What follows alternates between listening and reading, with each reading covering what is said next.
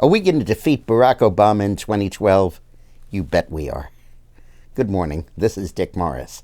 When those people are saying now that Obama is cruising to another term, that he's going to be reelected, the Republican field isn't any good, they're just absolutely delusional. I would give you the odds that we defeat Barack Obama at 3-1 or 4-1 at this point. Here's why. You start with the economic situation.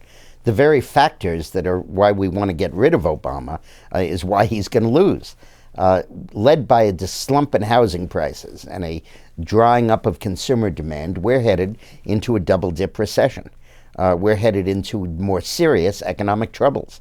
And this time they'll be compounded by inflation. And the inflation is going to be led by energy prices. And everybody in the country knows that the reason energy prices are going up is Barack Obama won't drill for oil. He won't drill offshore. He won't drill in slate in the United States. He won't drill in Alaska. He drags his feet on issuing permits. We all understand that he's causing this inflation. This is not just inflation that's happening. It's because of the deliberate policies of this administration. And so a president who's confronted with high unemployment, no job creation, no recovery from the recession, a double dip in the housing market, and an escalation of energy prices and all other prices is in very bad shape when he looks at running for re-election. But there's a deeper reality. The reason Obama was elected was because three groups turned out in much larger numbers than ever before and voted Democrat in much larger numbers. African Americans, Latinos, and young people. Is he going to have those three groups this time in 2012? Well, he'll have the African Americans. He got 98% of their votes, and he'll get 98% of their votes again. But last time, the percentage of the electorate cast by African Americans was 14%. Normally, it's 11. In the 2010 elections, it was 10. Will it be 14 again? I don't think so. I think the novelty of a black president has begun to wear off, and I think you'll have 13%, maybe 12.5%, but you're not going to have 14%. How about Latinos? Well, normally they cast 7% of the vote, but in this election they cast 8.5%. And normally they go Democratic by 10 or 20 points. This time they went Democrat by 50. Is that going to happen again? No. Obama's job approval among Latinos is only at 50%.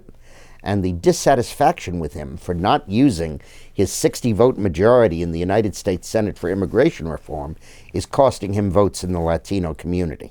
He's not going to be able to repeat what he did in 2008. And finally, young people. Well, the key thing was that voters under the age of 30 who traditionally make up about 11% of the electorate, made up 19% of the electorate in 2008. They came out in droves. Well, now they're depressed by unemployment. Their job prospects aren't any good. The campuses are not seething with enthusiasm for Obama. If anything, they're seething with animosity to the war in Afghanistan and our continued presence in Iraq and our bombing in Libya and Guantanamo still being open and the Patriot Act being renewed. I don't think he's going to have that level of enthusiasm among young people. On the other hand, I think voters my age and maybe yours are going to come out in much, much greater numbers. We know our health care is at stake. We know that our economy is at stake. We understand what this president could do to us. And I think that you're going to see a surge of turnout of people who are basically going to vote Republican. So will Barack Obama get elected? Of course not. And if you look at it in any rational way and understand what's going on, there's no way this guy is going to be reelected to a second term. We'll look back at the election of 2012 the way I do when I read history about the election of 1932.